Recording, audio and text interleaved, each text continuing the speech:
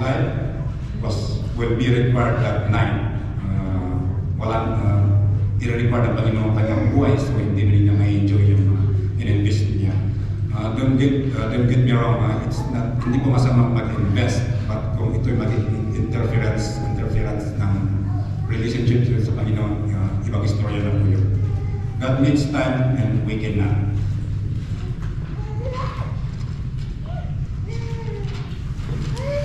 Number 3, I need to make up for a lost time. I need to make up for lost time. Brethren, wala na po tayong magagawa sa mga nakalipas, sa lumipas na oras that has already passed.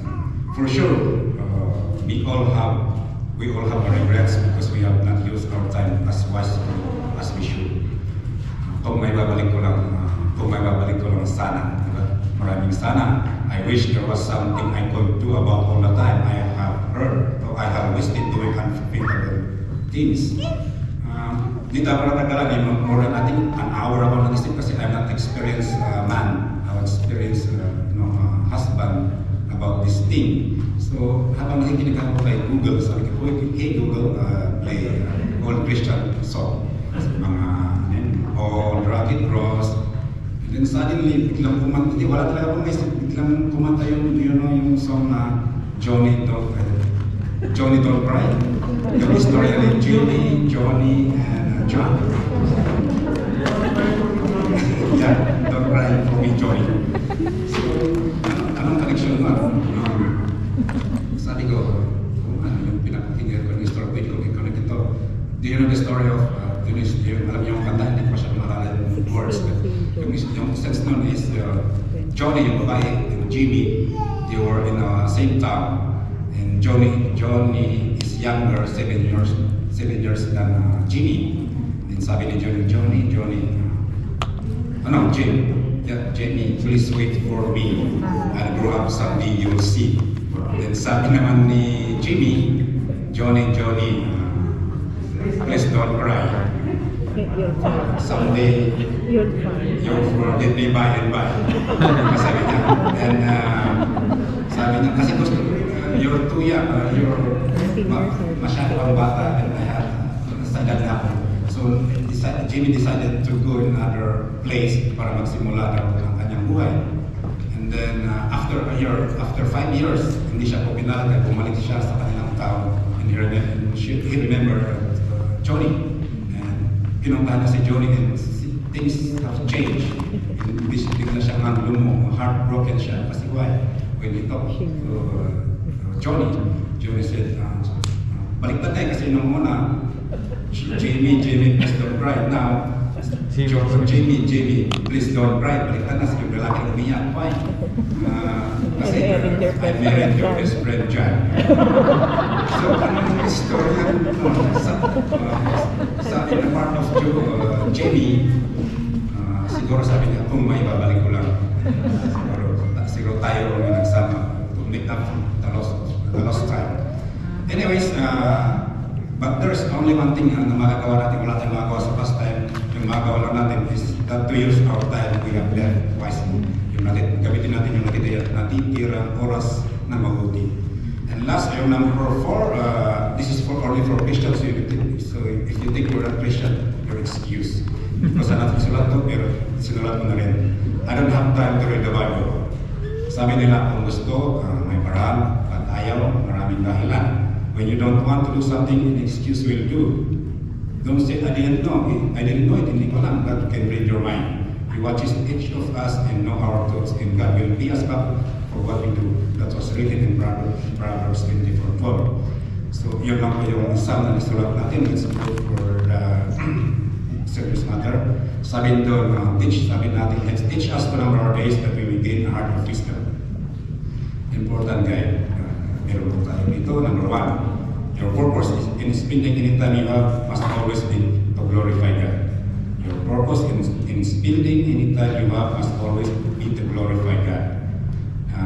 For that, I also have 1 Corinthians 6:20. For ye are called to the price, therefore glorify God in your body, in your spirit, which are God's. Same book in Corinthians 10:31. Therefore ye eat or drink, whatsoever you do it to the glory of God. Straightforward beyond, and let's go to number He has allotted all the time that is necessary for you to fulfill all that He expects you to do according to His plan. Psalm 31.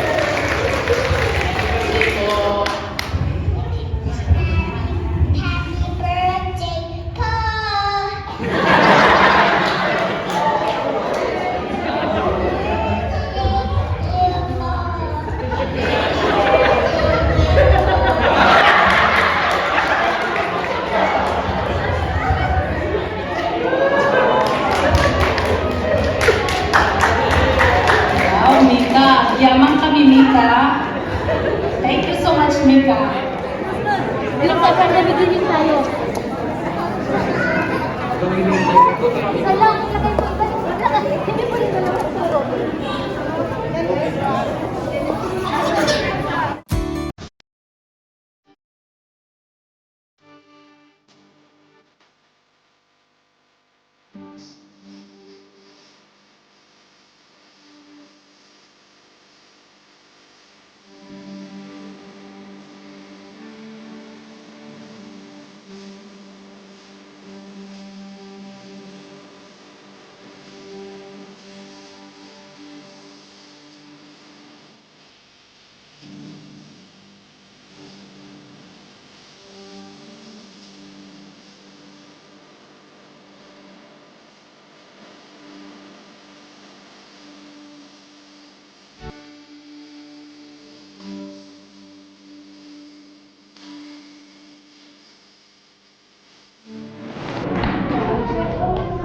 Now is everybody's favorite part of the program. Because in a minute, in 5 minutes, we're going to get to dance. There's a feeling that all people of all cultures and around the world love this food. Before we do that, we have to pray for the food. So may I ask Mr. Jimmy to come up and pray for the food for us? There are more to come. We've discovered a lot of singers, so they will be performing while eating. So isn't that great? Amen. Okay, so are you hungry? Okay, so before we pray, I have some rules in here before we eat. Of course, our celebrant will go first, followed by the family. Okay? Followed by the children and the senior citizen, 50 and above. Okay? So we know who they are. Okay? And then okay, so is that all good? Okay. Let's all stand together. Let's all stand.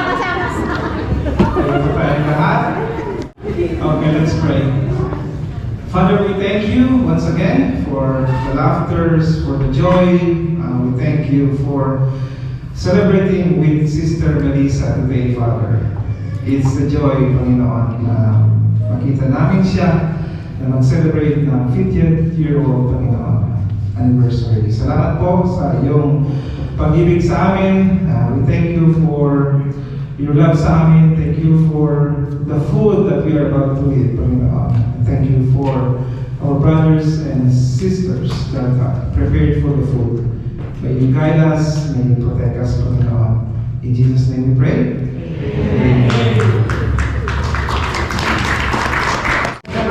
Followed by the family and of course relatives, Sister Lisa, the children, 50 years and above, and the rest.